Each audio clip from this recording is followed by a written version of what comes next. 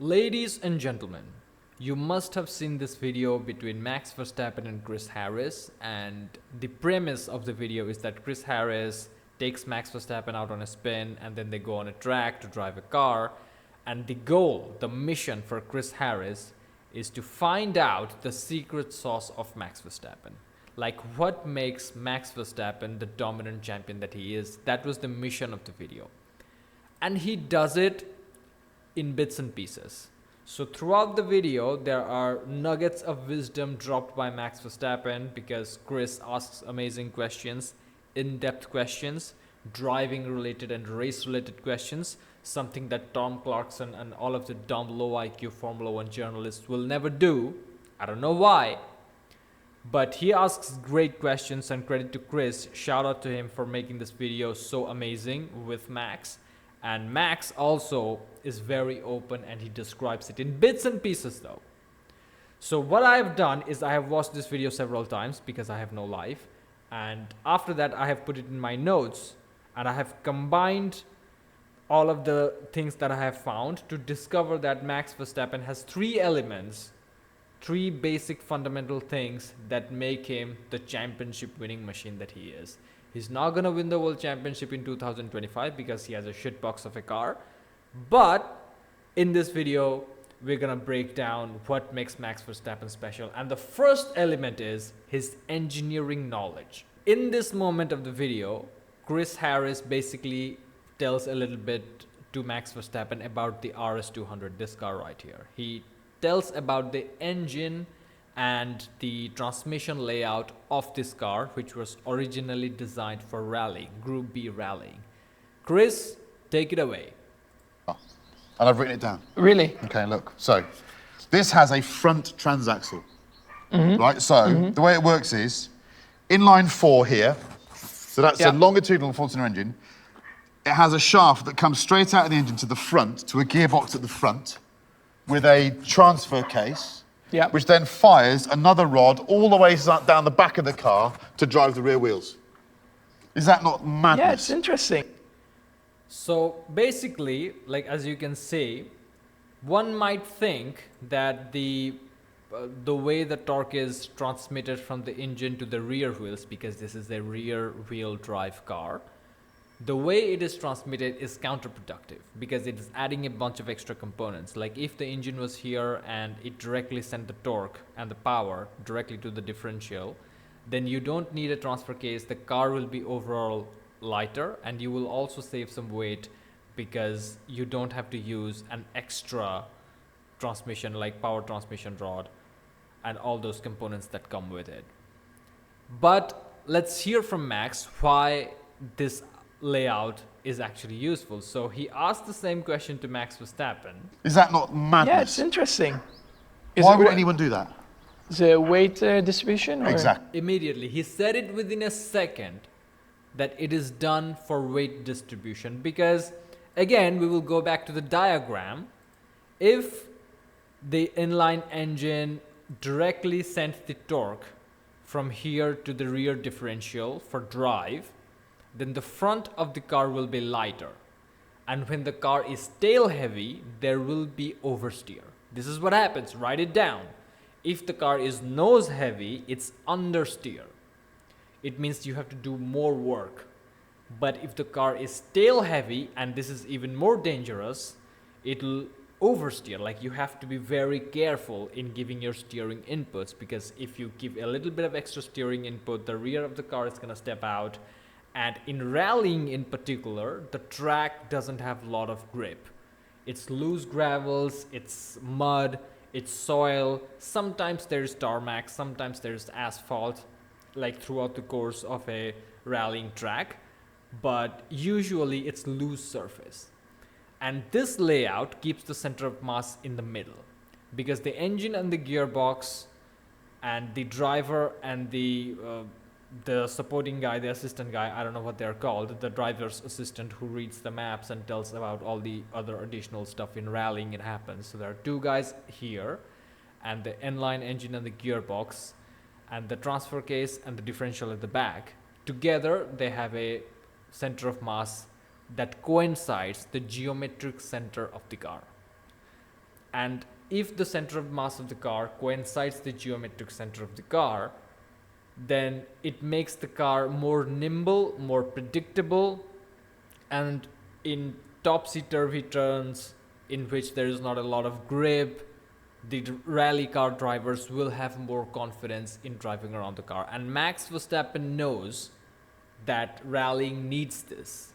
And that's why a rallying car in particular need to have this type of layout. The second part of Max Verstappen's secret sauce is preparation, or as I like to call it, Jos Verstappen. So here's a little bit of an anecdote from his life about what Jos has done in order to make Max Verstappen the dominant world champion that he is today. Higher category, so faster engine basically on the go-kart. Yep. Or what, 12 years old. And we would practice like race starts, 2-lap races, then reset. One time you start first, one time you... Just competing 24/7. And this is what Max did during the summer break, or during any time they had any break. They would go racing. And he would race his dad. His dad would have a bigger go-kart with a slightly powerful engine because he's heavier. And he would race against Max Verstappen on the track, defending and attacking a couple of laps of race. And this put in those foundations. You know, this taught Max Verstappen to be ruthless. And another key element that he said in 11:10 about this preparation phase. See that? I'll go one back on Yeah. the diff here. How on earth do you do that? Practice. Is that Again. it? Yeah. And that's literally it. That's the second part of the Max Verstappen sauce, the secret sauce, is practice. We all know about Franz Hermann, Max Verstappen's alter ego, breaking the lap record, the pole lap time in Nürburgring within a few laps. And he talked about it as well. He said that he has done thousands of laps of Nürburgring on the simulator so that he went onto the track. It just felt like the natural thing. With me, with a new set of tires, and we did a 748, so this is good. I mean, the car was also really nice to drive, but I felt comfortable just because I did already like thousands of laps on the simulator. So the first lap that Max Verstappen did was 7:56, and the pole lap was 7:51 a couple of weeks ago. And then the most recent one, the one that was the best, he said, is 7:48. And the reason, as you have just heard, is that he has done thousands of laps on the simulator around Nürburgring, which is another critical thing that most of the Max Verstappen rivals need to understand, is that Max has more racing experience from Grand Prix to Grand Prix. It's sim racing, but he does have that more extra experience.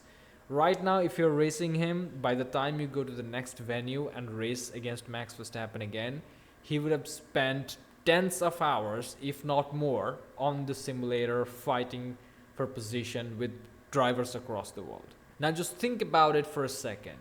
A man with tremendous amount of knowledge, both about the car and about the track and the physics of it and everything, and he also has the work ethic to put in the work every single day without failure, because he doesn't do anything else. He eats, sleep, race, and repeat. Like, that's the the daily to-do list of Max Verstappen. Now he is a father, obviously there are other things, but primarily this is what he does. And how do you beat that guy? And we are yet to discuss one extra, the final part of Max Verstappen sauce, which is ambition. So we will go to 12 dead. Like difficult situations, that's where the top drivers will make the difference. In the, Yeah. whatever, wet, safety car scenarios, slippery conditions, making these switch changes to maybe find half a tenth around the lap, little details. That's where, you have the really good drivers making. Okay. So Max understands the difference between good and great. So he knows what to aim for. That's the first part of ambition. You have to have a definitive aim. And he just talked about it.